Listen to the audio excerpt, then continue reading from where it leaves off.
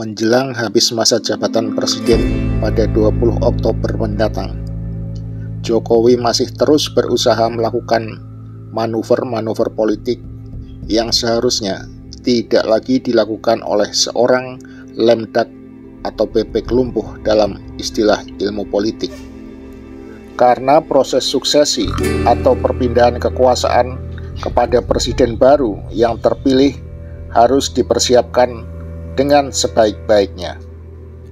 Namun, bukan Jokowi namanya jika tidak melakukan tindakan-tindakan di luar kebiasaan yang sudah umum berlaku. Untuk mengingat kembali sebuah pidato yang sangat terekam jelas dalam ingatan kita semua adalah saat Jokowi memperkenalkan warisan besarnya, yaitu IKN Nusantara, dalam sebuah pemaparan di depan para pejabat dan investor nasional.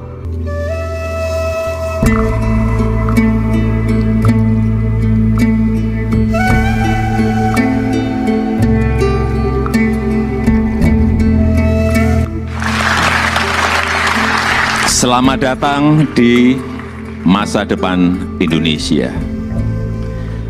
Sudah berkali-kali saya sampaikan bahwa kepindahan ibu kota negara ke Nusantara adalah bukan sekedar memindah gedung kementerian. Bukan itu. Bukan juga hanya pindah istana presiden. Bukan itu. Bukan juga memindahkan gedung wakil presiden ke Nusantara. Juga bukan itu. Bukan itu. Bukan fisiknya yang ingin kita pindahkan. Tetapi yang ingin kita bangun adalah budaya kerja baru, mindset baru, dan IKN sebagai basis ekonomi baru.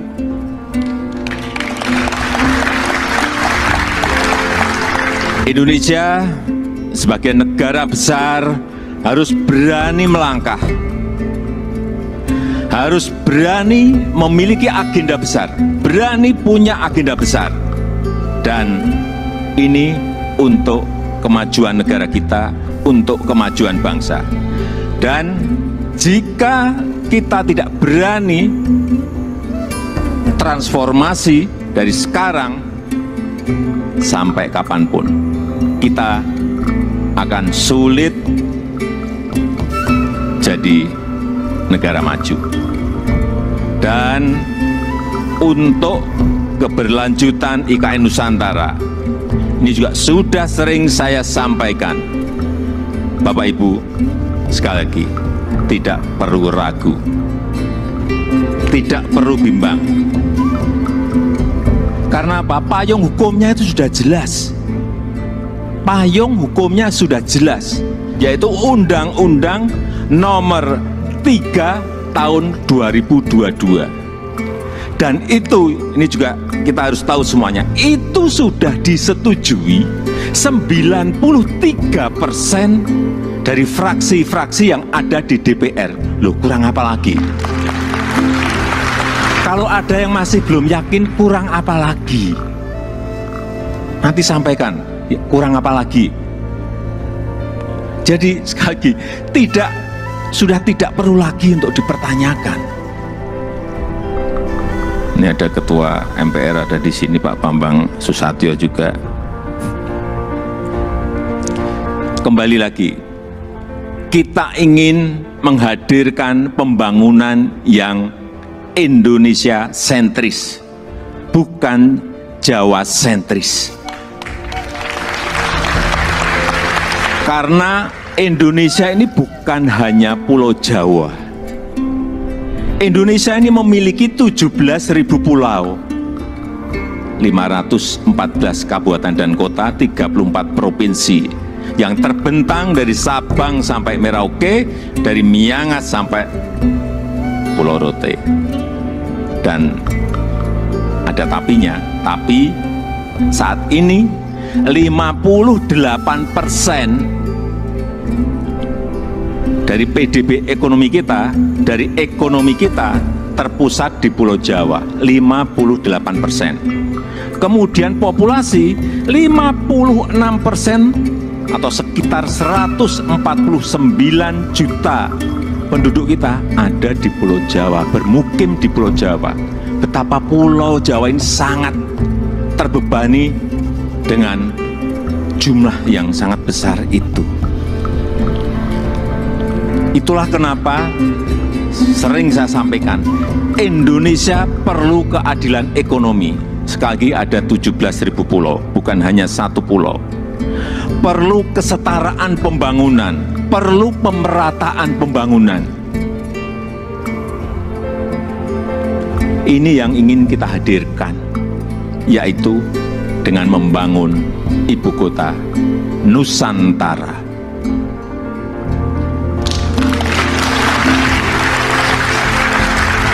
Nusantara adalah kota pintar masa depan yang berbasis hutan dan alam. Belum ada di dunia, belum ada. Tolong dicarikan, belum ada. Ini yang membedakan, ini yang nanti menjadi diferensiasi ibu kota kita dengan ibu kota negara-negara lain. 70% areanya nanti adalah area hijau. Lahan yang digunakan untuk membangun IKN ini awalnya adalah hutan produksi. Jangan ada yang keliru bahwa ini hutan alam, bukan. Hutan produksi. Monokultur, artinya di situ hanya ada satu jenis pohon. Dan saya tahu betul pohonnya itu apa. Pohon eukaliptus yang dipakai untuk pulp. Dan ditebang setiap 6-7 tahun. Ini jangan ada nanti isu merusak hutan. Itu hutan produksi yang setiap 6 tahun, 7 tahun ya ditebang. Ini yang kita ingin kembalikan, justru nantinya ingin kembali jadi hutan heterogen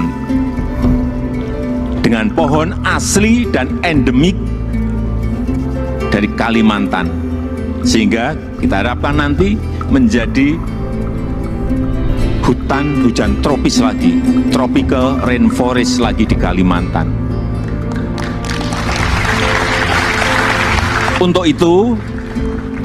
itu yang kita siapkan pertama kali di sana adalah pusat persemaian yang sudah mulai kita bangun di bulan Juni 2022.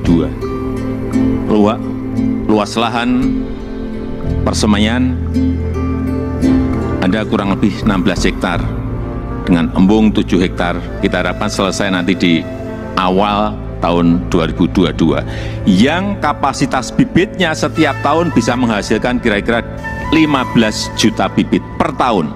Ini yang akan kita pakai untuk menghijaukan Kalimantan. Supaya Bapak Ibu ingat, saya dari kehutanan.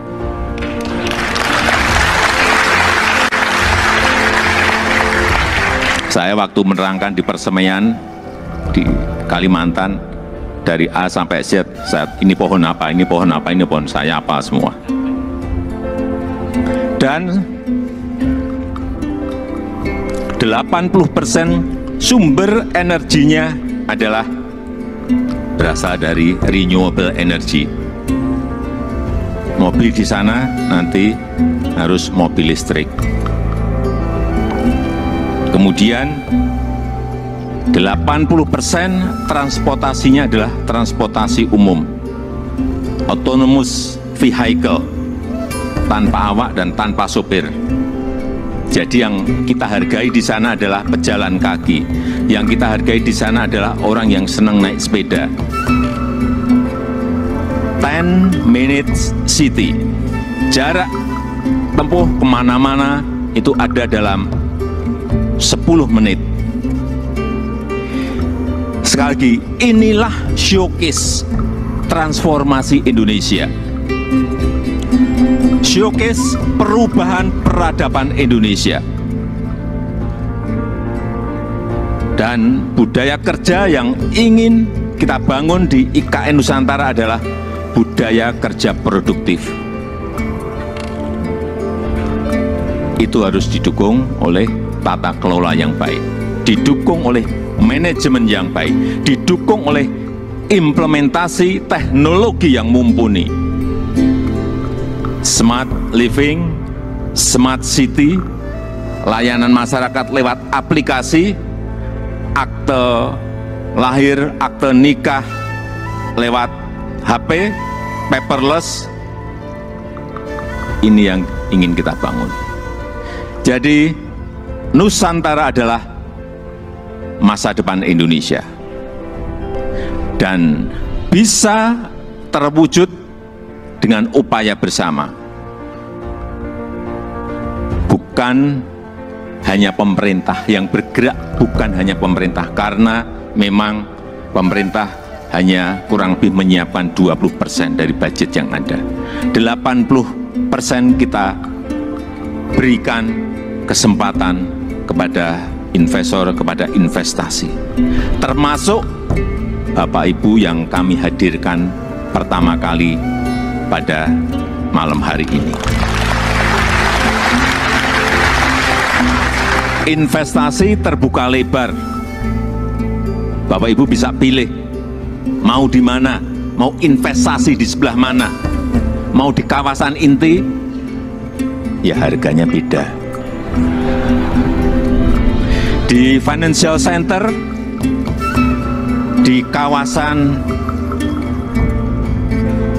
healthcare center, di kawasan education center, di housing area, di tourism area, silahkan. Saya sampaikan ini adalah kesempatan pertama dan kesempatan emas yang tidak akan terulang lagi. Inilah saatnya mencatat sejarah Indonesia dan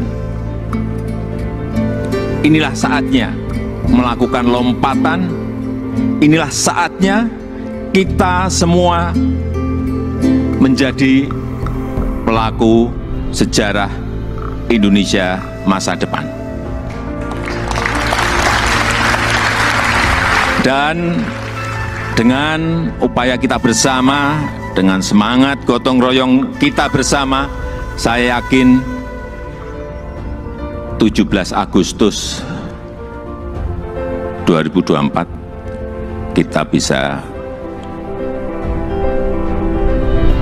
merayakan bersama-sama di Nusantara.